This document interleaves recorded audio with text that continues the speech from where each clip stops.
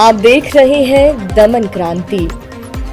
नमस्कार, मैं आरशी। आप सबका स्वागत है दमन क्रांति न्यूज में। आइए एक नजर डालते हैं आज की बड़ी खबरों पर। अनलॉक 4 में दिल्ली वासियों को मिलेगी बड़ी खुशखबरी। सरकार ने दी योग और जिम सेंटर खोलने की मंजूरी। मेट्रो के बाद अब दिल्ली में योग सेंटर और जिम भी खुल सकेंगे। लंबी रस्साकशी के बाद अंततः दिल्ली आपदा प्रबंधन प्राधिकरण ने इसकी मंजूरी दे दी है। इस मंजूरी मिलने के बाद रविवार देर शाम मुख्य सचिव विजय कुमार देव की ओर से इस आशय का लिखित आदेश भी जारी कर दिया गया। इस आदेश के मुताबिक साप्ताहिक बाजार को प्रायोगिक आधार पर 30 सितंबर तक खोलने की मंजूरी दी गई है। यह तीसरा मौका है जब साप्ताहिक बाजार का ट्रायल की तिथि बढ़ाई गई है। गौरतलब है कि जिम मालिक और योग सेंटर संचालक लंबे समय से इसे खोलने की मांग भी कर रहे हैं, लेकिन दिल्ली में कोरोना के बढ़ते संकट को देखते हुए डीडीएमए इसके लिए तैयार नहीं थी। दिल्ली सरकार भी लंबे समय से डीडीएमए से इन्हें खोलने की अपील कर रही थी। स्वास्थ्य मंत्री हर्षवर्धन ने बताया कि किन्हें पहले लगेगी कोरोना वैक्सीन, कब तक होगी तैयार। केंद्रीय स्वास्थ्य मंत्री हर्षवर्धन ने रविवार को कहा कि अगले साल के शुरू में कोरोना का टीका आने की उम्मीद है। सरकार बुजुर्ग और अत्यधिक जोखिम वाले स्थानों पर काम करने वाले लोगों को सबसे पहले वैक्सीन लगाने की मंजूरी देने पर विचार भी कर रही है। उन्होंने यह भी कहा कि अगर वैक्सीन पर भरोसा का सवाल उठता है तो सबसे पहले यह वैक्सीन लगवाएंगे।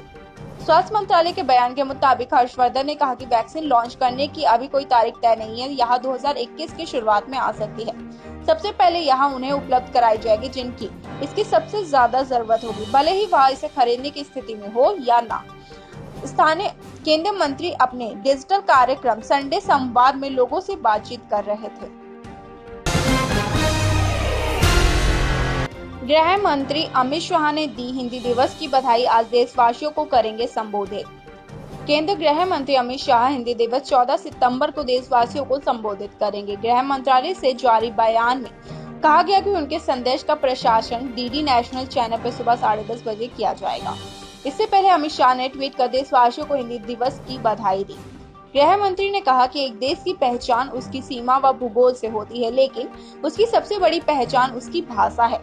भारत की विभिन्न भाषा व बोलियां उसकी शक्तियां भी हैं और इसकी एकता का प्रतीक भी।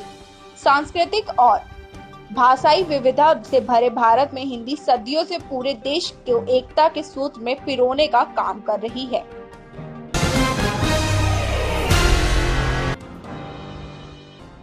कोरोना वायरस से ठीक हुए लोगों के लिए स्वास्थ्य मंत्रालय की सलाह योगासन और च्यवनप्राश को दिनचर्या में करे शामिल। देश में कोरोना वायरस संक्रमितों की संख्या में तेजी से बढ़ोतरी हो रही। हालांकि कोरोना वायरस से ठीक होने वालों की संख्या फिलहाल एक्टिव केस से ज्यादा है। इसी बीच केंद्रीय स्वास्थ्य मंत्रालय ने योगासन, ध्यान और च्यवनप्राश को सेवन कोविड-19 से उभरने वाले मरीजों के लिए केंद्रीय प्रबंधन मंत्रालय द्वारा इसके नए प्रबंधन प्रोटोकॉल में दिए गए सुझावों में से एक है।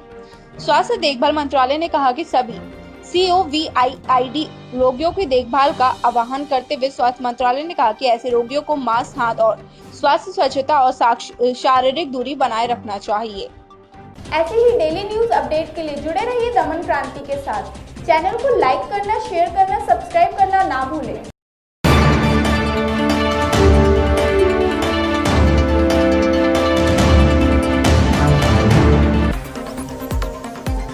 आप देख रहे हैं दमन क्रांति।